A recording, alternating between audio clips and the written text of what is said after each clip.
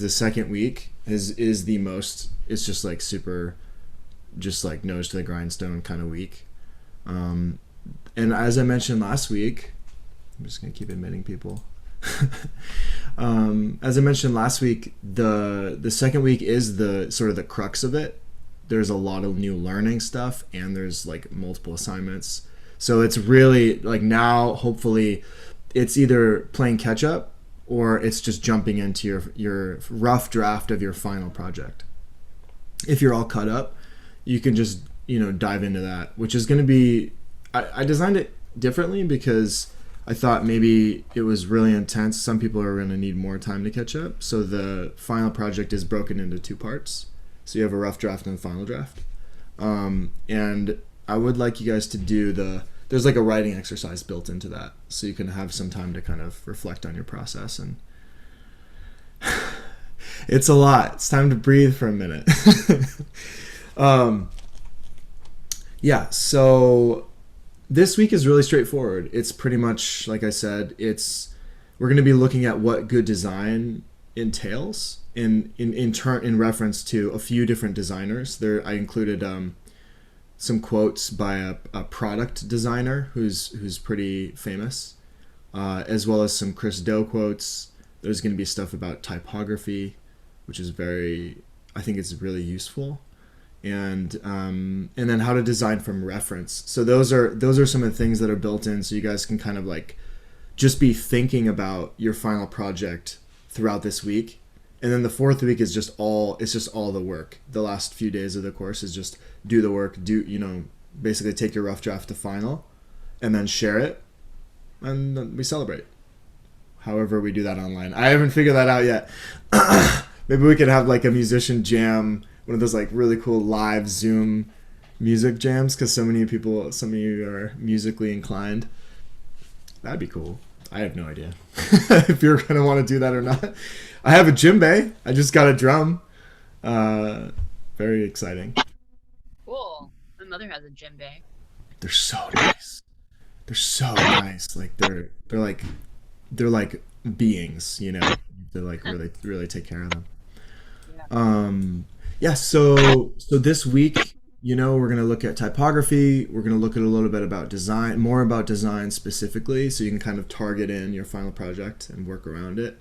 And you have another choice. You could either, if you've already designed a business card, I'd prefer that you try something else, unless you want to like do it a little differently and basically redesign it for the same brand, you can. But it's essentially, we want you to kind of create diversity so that you have a little bit more for your online portfolio or whatever you're going to use to share your stuff. So you can design a logo, a business card, or a poster. Or if you want to pitch me an idea, you can also do that. Yes. So, and I thought of that kind of like these might include more typography. So that's why I pitched these projects specifically, because normally a logo doesn't have very much type. But if you really want to like work on, one word, and like you want to do 5 or 6 or 7 versions of the word that is your brand, you can totally do that.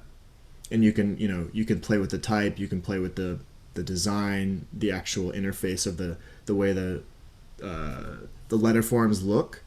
So like last week we talked about rasterizing a little bit. Some of you asked that question, and like you could take something that's normally just a photo that Photoshop is manipulating and saying, well, I want to preserve this so that if you lose it, I didn't completely destroy it. So it's turning it into a rasterized file sort of to protect it in a way.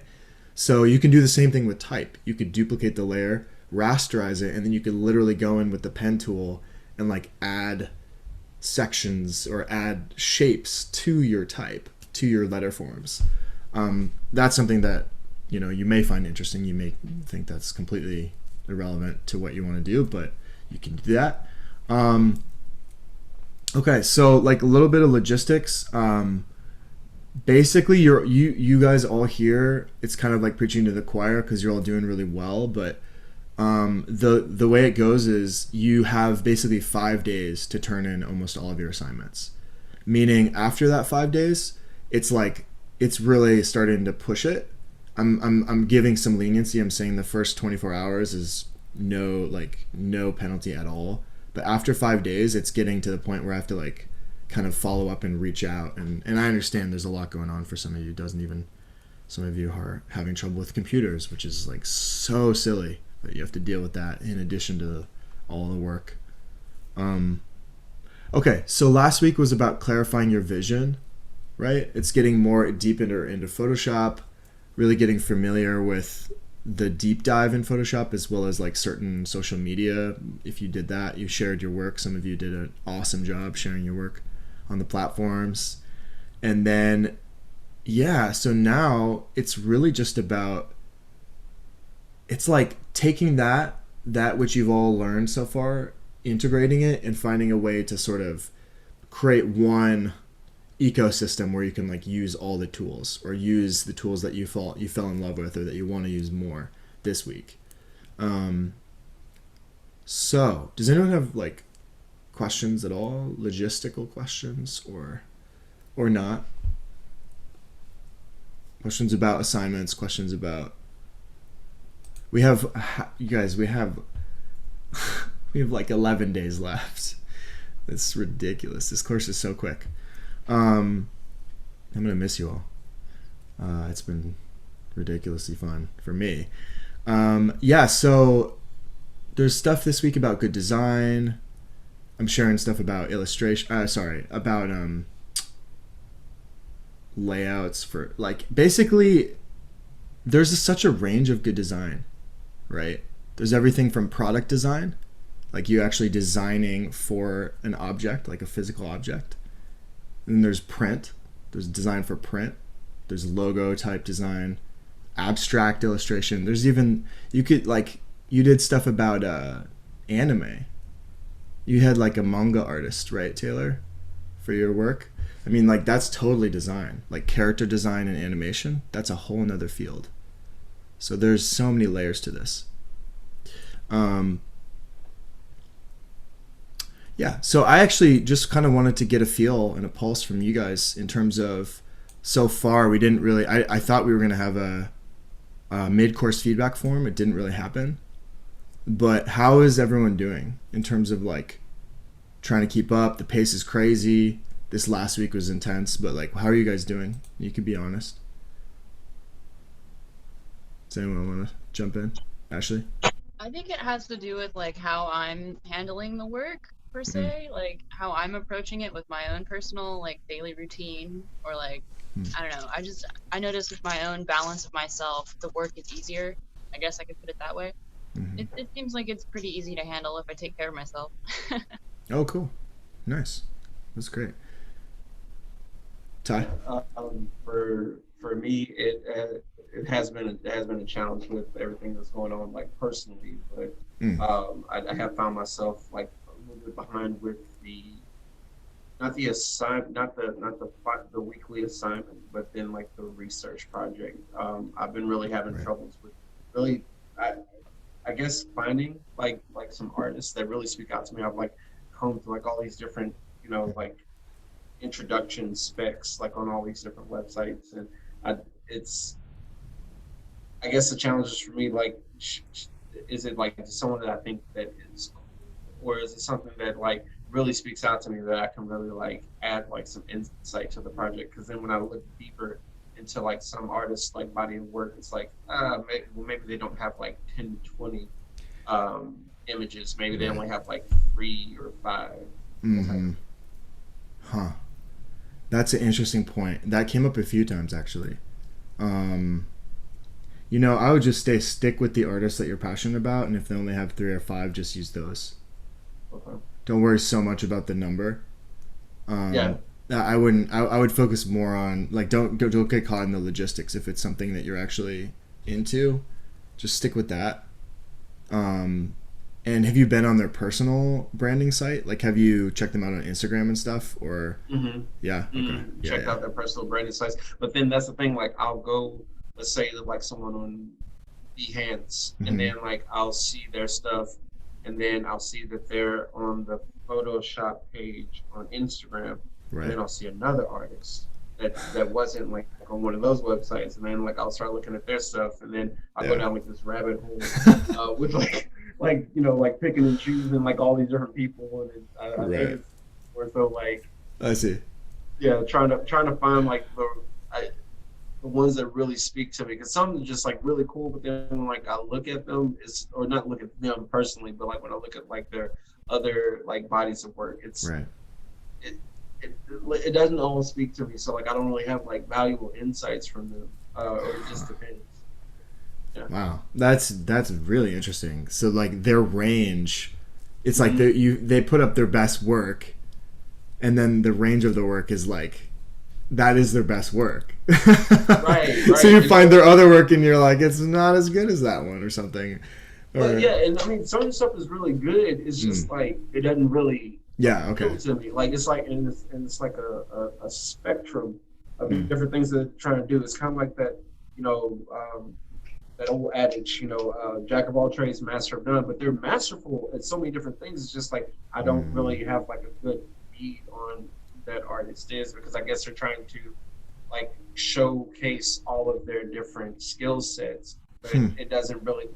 It's kind of like it doesn't have like a core vibe to it. And maybe I just need to look at more like artists and things like that. But I kind of spent like the past 4 or 5 days, um, like looking at different people when I could, like looking at yeah. different artist types and things like that. But I think I'm being a little bit too.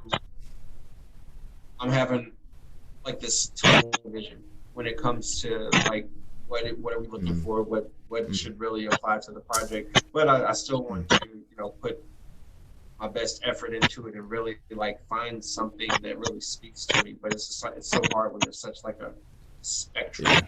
of creativity that they try to delve into, the ones that do speak to me. But then maybe again, that's who I am. Like I'm a generalist and I like to do all these different things. So maybe I'm just being a little bit too critical about it.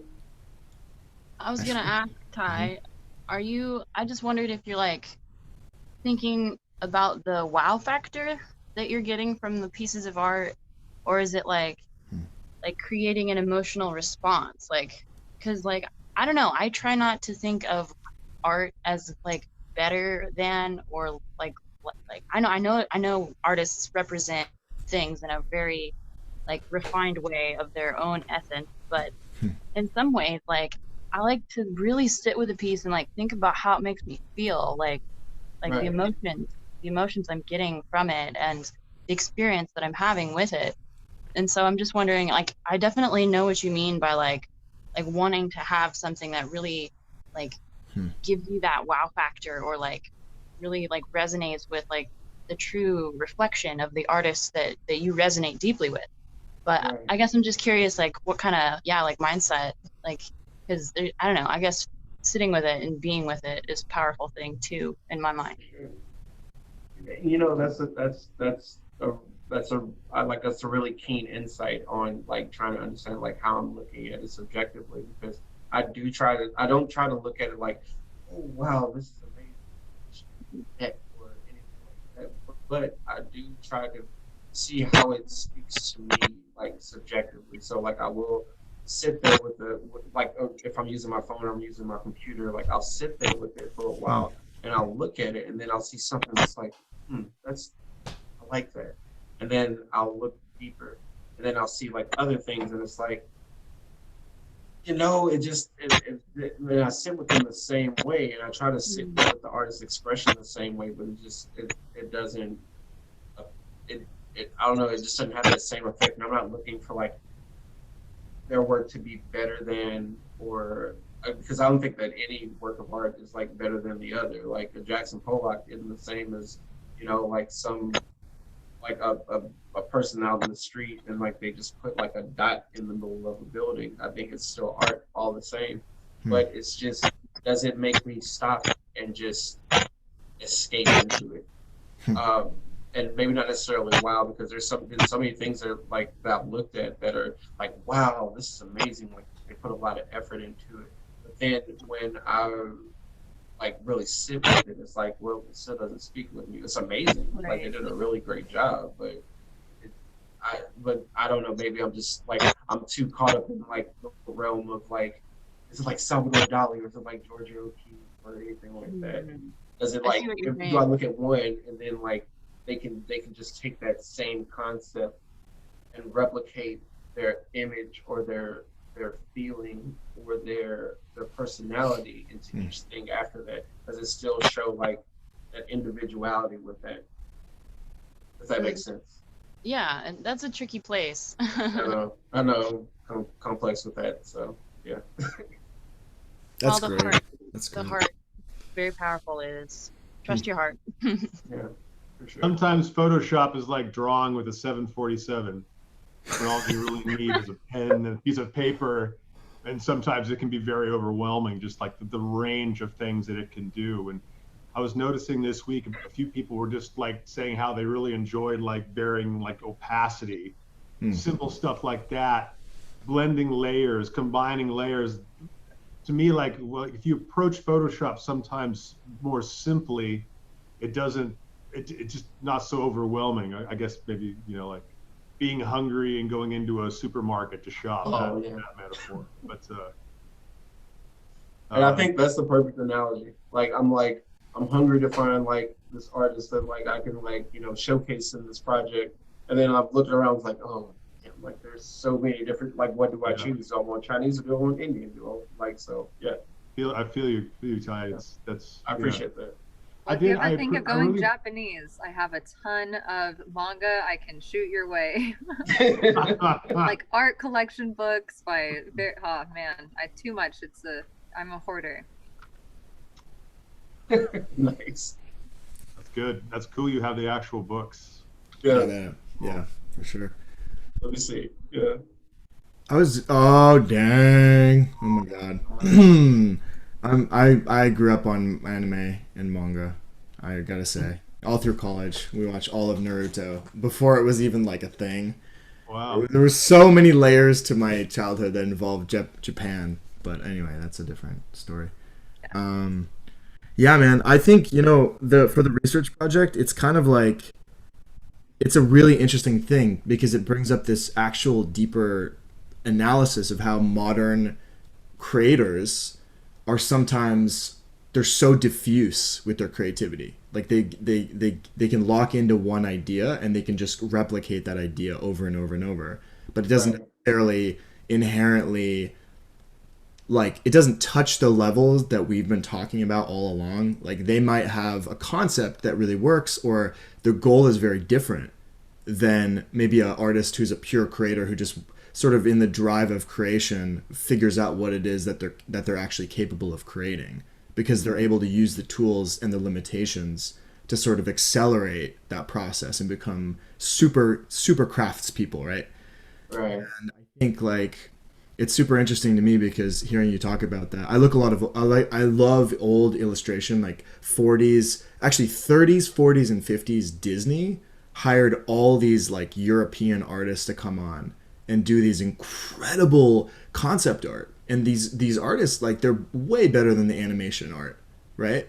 But you get these masters of their craft and like you can take these and go so much deeper than you can these days into an artist who's really prolific and good. But it's like for some reason it's like the priority has become sort of a celebrity creator sort of pseudo artist mentality, whereas you take 50 years ago, you get people who are like, this is all I want to do. Like this, I don't really care whether I get famous or not. There isn't really, I don't have a choice. Now you have the internet. You can put anybody can put anything out. And it's like, people are that framework is actually getting people stuck in the essence of what we talk about when we're talking about, when we're having these conversations about creativity. It's like, that's what's important to me. And that's what I think you guys are all inherently finding is when you go looking for artists, you're actually finding like, there's a lot of garbage out there. There's a lot of cool stuff. There's a lot of like really eye-catching, like, oh my God, how did they do that stuff? But then, and there's a lot of shock, a lot of all sorts of things. But then you get into like the integrity of it. And I think honestly, this speaks to a little bit of how our society's been just edging towards so much like convenience and technology. And it's not really a convenience. It's creating the illusion of convenience. But so you get a lot of illusionists who are pretending to be like super super dope artists, and they have a skill, or they have a craft or a tool, but they're not necessarily going as deep with it. And I honestly think that's the value of TM, and that's the value of this university, is people like you guys actually get to see now kind of like the multifaceted, layered, nuanced that is pure consciousness, which once you start tapping that, things are going to start coming out of you that you never knew you had in you, right? Yeah, that's kind of start to see things differently. You start to like look at like deeper than what's just like on the surface layer, even when it comes to like going through like all these different artists, like what I feel like it is my like goal in finding like, you know, like an artist that truly speaks to me. And it's just when you look through finer layers, not just like different usernames that they have, but when you just look at like their expressions of themselves, you can kind of not necessarily like definitely not in like a judgmental way, but you look at it as you can just you can tell where the integrity is, and you can tell where someone has put their heart into. Because I found like tons that are just like, oh my God, they're so consistent at doing different things, but they don't care about what people think or how it looks and so on and so forth. Then you have others that are trying to like commercialize. And I think that's what that's why I was neglecting to say. It's like you try to find people that just, these are like my business contacts. Please, like hire me for this, hire me for that, hire me for this. And so I think that's where TM has really helped me in a sense, because like I had to figure out like, why am I trying to do what I'm trying to do? Like, is this just me projecting? Or it's like, no, it's me trying to understand that there is something deeper and finer whenever you do try to express yourself in whatever art form you try to use. If you're not thinking about the outcome and you're in the moment, in the here and now, then it speaks volumes beyond like what you just say, like, this is me on the surface. Nice. I'm so glad we're recording this. This is gold. This is great. There's kind of an interesting thing too with TM, how it shrinks your fight or flight response. One of the interesting things about being a working creative is that sort of fear of going hungry, being hungry, actually drives you to go out, to find work, to post things on social media in order to get more work. And it just becomes the self-defeating cycle in some cases. And I was really impressed in this week's video with Tom Crate. That was for a flat screen TV. I mean, who cares? But it looked so pimp. And he like was using all this sort of Kubrickian imagery and monoliths. And it's like, it's a flat screen TV. I thought they pulled it off amazingly well. And ordinarily, I kind of find the thing kind of funny. Like, oh, it's a TV, and you're making 2001: A Space Odyssey to promote this flat screen TV. But you could tell, I thought listening to him talk, that he seemed to have a good balance between his creative high concept work and having to work for commercial companies, because that will just drive you under the wheels of karma. Oh yeah. If you're working for Fortune 100 and Fortune 500 companies, you will become a cog in your own wheel if you're not careful. And so like those artists that Disney hired back in the 40s and 50s. Oh like they got caught in the cycle of, you know, just regurgitating the same type of. It's almost like when they were a part of Disney, they couldn't achieve growth. They were put inside of a box. You have to do this for Fantasia. A lot of them drank very heavily. There was it was a terrible scene for like drinking, like Hanna-Barbera the same way. A lot of those companies, because of the monotony and the drudgery, and somebody above you going, nope, that's not how we do eyes.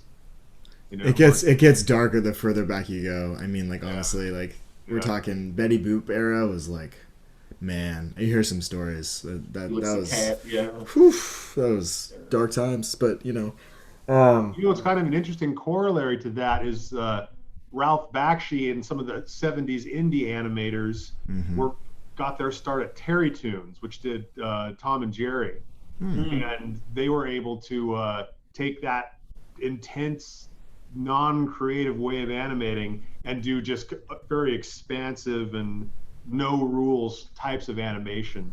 Wizard is like Wizards, way beyond anything that was coming out at the time. If you ever get a chance to check that out, That's one of my favorite films of all time. And that's all the guys in Wizards were all doing Tom and Jerry like 20 years before that. And they finally said, you know, I don't want to do that anymore. And Ralph Bakshi was able to get the backing to put them to work and do the Lord of the Rings and Wizards and Yeah, Lord of the Rings and all that. That one's badass. That's a really good iteration of that. Cool. We should start an animation history course, Ned. Seriously, I love this stuff so much. But yeah, so it's so interesting. Like, and the irony of it all is that I'm asking you guys to create content for your brand.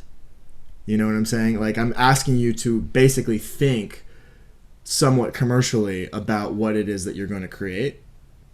But I would encourage you, and this is actually something I wrote in the logo. If you go to the logo design assignment, like in the rough draft, there's a step-by-step that I literally copied and pasted from a paid course that I got off the Future.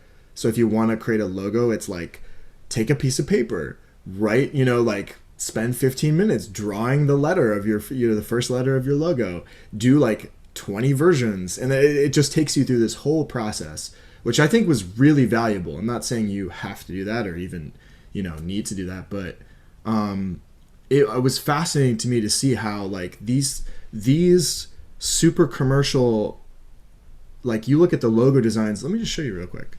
I've been talking a lot. Let me show you. Let's like see something. Okay, so like the intro, like when I show you guys the logo designs, I want to show you some of the ones that I thought were valuable because of how simple they were, right? This is a really interesting company. I don't know the name of this company. I grabbed it off kind of like a list of a bunch of different logos, but it's obviously something to do with books. I don't know what exactly, right? But it has every little detail in these logo designs has built into it both the concept and like maybe they push the concept really far. Like this D all of a sudden becomes, you know, that top part of the light bulb. I thought that was pretty cool. PlayStation, PS, like this logo used to blow my mind and like I never really got it. I never really understood it, but I think it's beautiful. But look how simple these are, right? Beats by Dre, like this is the actual headphone. I mean, this is both what is on the headphone and it's the B, and it's got the logo built into it, and it's super clean. And this kind of looks like a musical note. So a lot of these things are just, yeah, Taylor, you had... Or a record turntable. Oh, yep, for sure. For sure. I thought this was cool. This is actually, so Roxy is merged at some point with Quicksilver. So there's actually the Quicksilver logo inside of the Roxy brand. And it's a women-owned, I think they're snowboarding gear or something like that. And then there's the hands, right, making the heart. And then the wings. This is the Quicksilver wings inside the hands making the heart. So it's like they merge the two logos, right?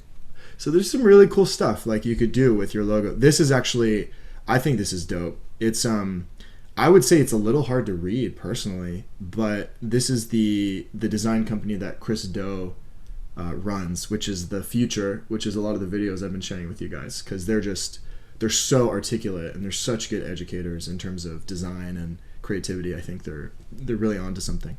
And then I just end with this because, you know, we're all practicing yoga here. I thought this was kind of neat. I don't really like the typeface actually that much. I think it's a little bit weak, meaning like it doesn't come across. Like if you were to like just scale this in different ways, like if you were to make this too small, it would be really difficult to read. And this Archaea, it's like it almost doesn't even stay in your mind because it's so light. The typeface is so light. There's not a lot of substance, right? But I do like this, how this is sort of like a yantra, and then it's almost like a person meditating, and I'm sure there's other symbolism in here as well, right? So I just kind of thought I would share some of those things with you guys. I gave you some more resources on logos here. This is the crazy lengthy logo design thing, right? It's like 15 to 25 designs on a blank piece of paper. You could just start, you know, literally just drawing it out, and then it takes you a little bit to review it, then to refine it, create boundaries. This is a really specific process if you want to go through and learn how to do a logo design. I went through the process and it's quite cool. It's quite brilliant. And then business card and poster, I'll have you guys look at that on your own. But I was thinking, just to make it practical for you guys to design something that was going to make sense for you, for your business, to give some variation. But I would say that if you want to incorporate something that is just purely creative, like let's say you wanted to do a design of a character, it could even be like a comic where you do a character design in Photoshop or something, and you write like a word or like a text bubble, they're thinking about something. Like you could go in any direction with this, but I just wanted to give some parameters because it's easier to have. So, yeah. And how are you guys feeling about the just like this shift over from, some of you are newer at MIU, some of you are not, like have been around a little while. Do you guys feeling like the department, who here is in the CANM department, the actual Cinematic Arts and New Media? We got 2, sweet, 3, awesome. So I personally think that the people in the CANM department, and this is super biased of me to say this, but everyone working in the CANM department is really, really heavy on craft. Like Cody is just so solid. He teaches the smartphone photography and music, studio music, something like that. But he's also a master filmographer and video editor, and so is Amin. And Amin is just a phenomenal video producer in general. So you guys have quite a wealth of resources at your fingertips in the department. And I would say that if you want to be a filmmaker, if you want to be a creative working in media, we are doing a pretty darn good job at supplying like a rounded education. Like we're constantly talking about what are we going to do next year. We were talking about an animation track, possibly like a digital animation course or 2. So there's but it's all about you guys. It's like, really, what are you interested in? Do you care about that? We need to know. So we're probably going to send out a poll at some point this year to try to gauge if there's going to be interest in certain courses, or if you guys want certain courses, then you can also let us know. That's something that... Is campus open? Campus is... You mean just like... What do you mean? Like buildings on campus? No. Hold on, babe. Oh, access. Like if we were to do 1 semester on campus in Iowa as a cinematic arts major, is that going to be an opportunity? Like, do you guys have in-person classes, or is everything kind of online right now? We've had in-person classes. We're hoping it kind of got crazy here because the numbers went way up in Fairfield. So we're hoping that it's going to be maybe this spring or the summer we'll be able to like open it back up. But that's the goal. It really, really depends on safety, safety of you guys. And Fairfield's a small town, but there's some weird people coming through who are just like, I'm going to bring the, it's just like, I'm not going to wear a mask. I'm just going to go to every store and buy everything and spread this crazy virus. And it's like, oh God, please, like, save these people. But, oh yeah? Yeah. Like 4 million plus people, like, and a lot of people, like, I would say like more than half are like, they wear the mask like over their mouth and like over their nose. Right. And like they go into public places and they get mad at you. Like I work I'm a Reiki master, and so at my office, like we have to like mandate that people come in with masks, and a lot of people say like, I don't have to come in with a mask. Why have to do this again? I went to the hospital. It's like, well, it doesn't. You have to do it everywhere. Yeah. So, Can you guys guess which city I live in because of like double masking? Los Angeles is freaking nuts right now. Like it is so nuts. We don't even leave. We've like started doing the like delivery for grocery, like even going outside. Since March of last year. You guys got your own strain of the pandemic today. Apparently, California has its own. Yeah, we have to be the first in everything. Yay! Oh, we had the first. Oh yeah. We don't wear masks here. The UK. Are you guys back to normal? Kinda? No. No, they got a super strain. You don't want to wear them. You only wear them indoors. Outdoors. Wow. I hardly ever wear them because my parents, all of my family got COVID. in I can Italy. send you some masks. I have a ton. Now I have clothes, but I don't want to wear now. And now I'm like, I don't care anymore. If I catch it, I catch it. If I don't, fine. I had it in June, the end Yeah, of I June. think I had it too. You think you had it?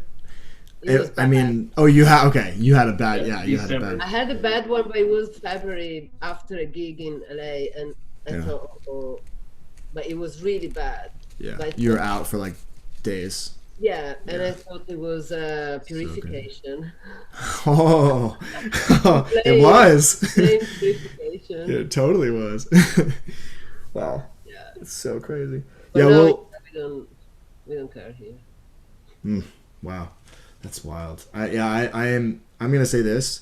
They did one research study on T cells, and apparently meditation does increase your T cells, which are actually the cells that fight off viruses. And specifically, I'll try to find it. There was some actual essay about, it was like a scientific journal, like legit, that was saying that the T cells increase your. Oh, I'm getting a lot of feedback from you, Ashley.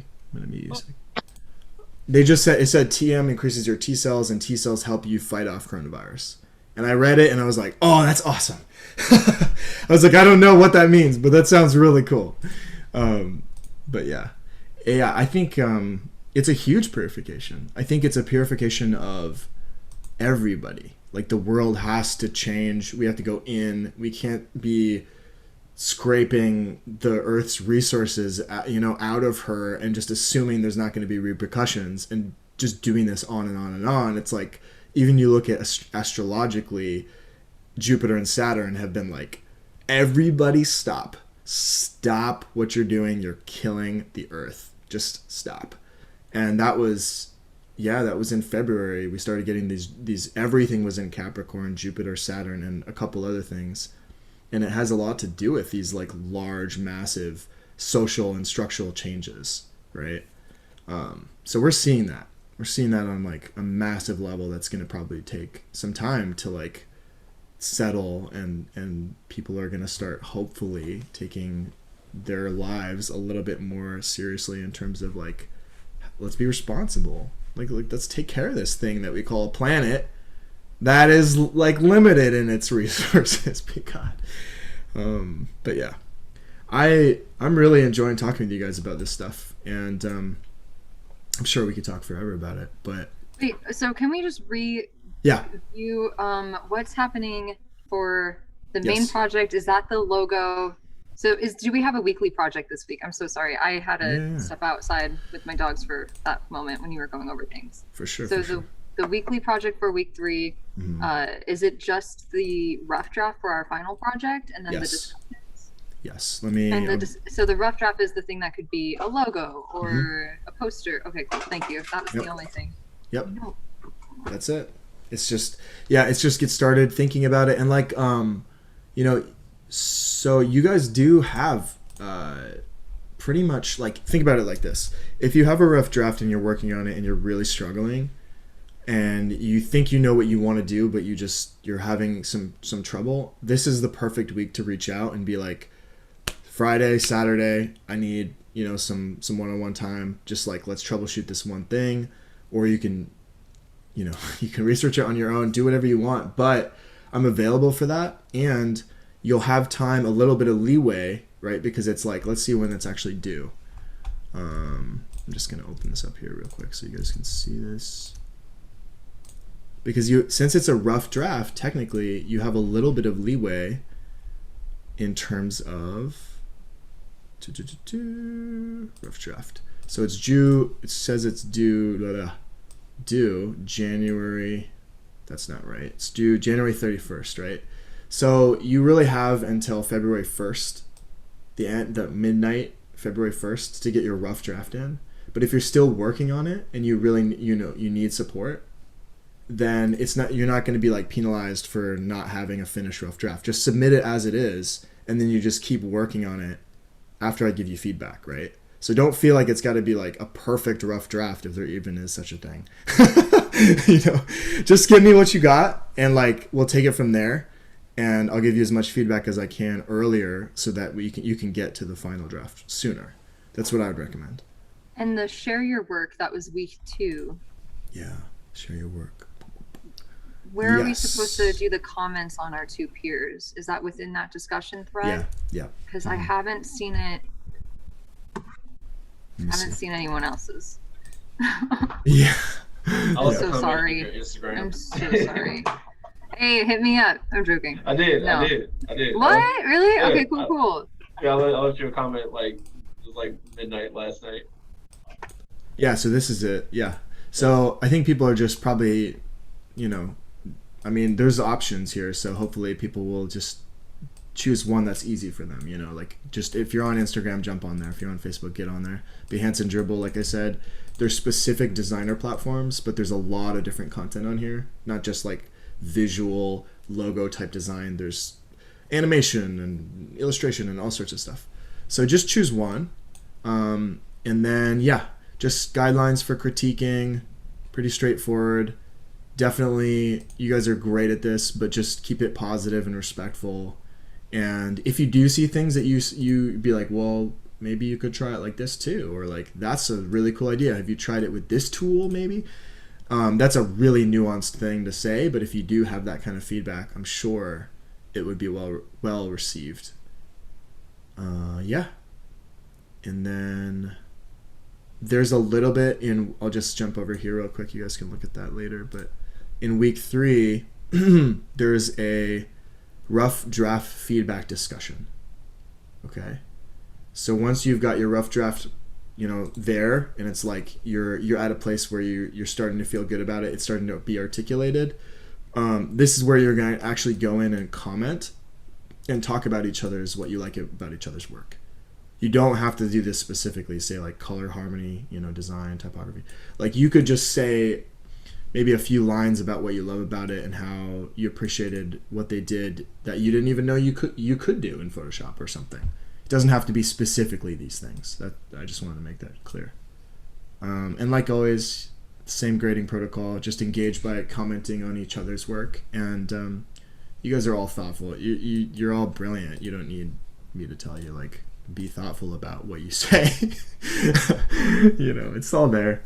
So let's close out if you guys don't have any more questions. And please, like, can I do a quick plug? Yeah. Since, social media. My band just released its first single for the new album coming out through Anti Records. Wow. It's something that I got to direct and act, and my dogs were a huge part of it. Oh, they're off the couch. Never mind. That was lame.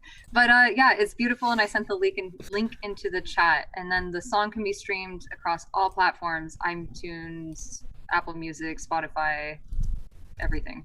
But the music video is out on Facebook. Congratulations. Wow. Sorry. Out there. It was just today that it happened. That's why I was like, wait, hold on. My MIU peeps. It's perfect. It's perfect. This is perfect for it. Yeah. Thank you for sharing. Yeah, and it was so nuts because we had to, because we shot for 4 days. This was the longest shooting that we've ever done. And so we had 4 days worth of footage to fit into 4 minutes. And we ended up editing the whole thing. It took us about a week. And then we color graded it all through DaVinci Resolve and Premiere. We did like a little mix. Nice. And it was really, really fun. Nice. And it's kind of gay. LGBTQ things. I'm gay. Hi. But it's really fun and it's adorable. That did happen. I'm not a good public speaker. You're doing well. I disagree. All of a sudden, it's not just happy. That's exciting. Awesome. I'll definitely share it. Oh, there they are. Sweet. Very cool. All right, guys. Well, again, such a pleasure. Thank you, everybody. We'll see you on the thread or see you on Friday if you need help. Yes, Ty. One more thing. Yeah. So I saw that you requested to look into my folder. Do I need to give you access to that Gmail as well? Probably. Yeah. Probably. Okay, I'm gonna give it to your MIU. Oh, okay. Yes, I did submit it through my normal email. That's right. With Google Drive folders, they're automatically private. When you go to share, you have the option, and this is kind of confusing. You have the option to make anyone with link can view, and you just have to click that button. If you just grab the link, then it usually remains private, at least for my Google Drive. But it's just a click that pops up when you go share and then get link, and it's like, can anyone view or is it private? And then you click anyone view. Okay. Okay. Cool. Awesome. Yeah, I think I can access it, but if I can't, I'll let you know. Okay. Yeah. Awesome. Thanks, y'all. Blessed evening. Enjoy your week. Reach out if you need anything. I'm here. All right. Be well.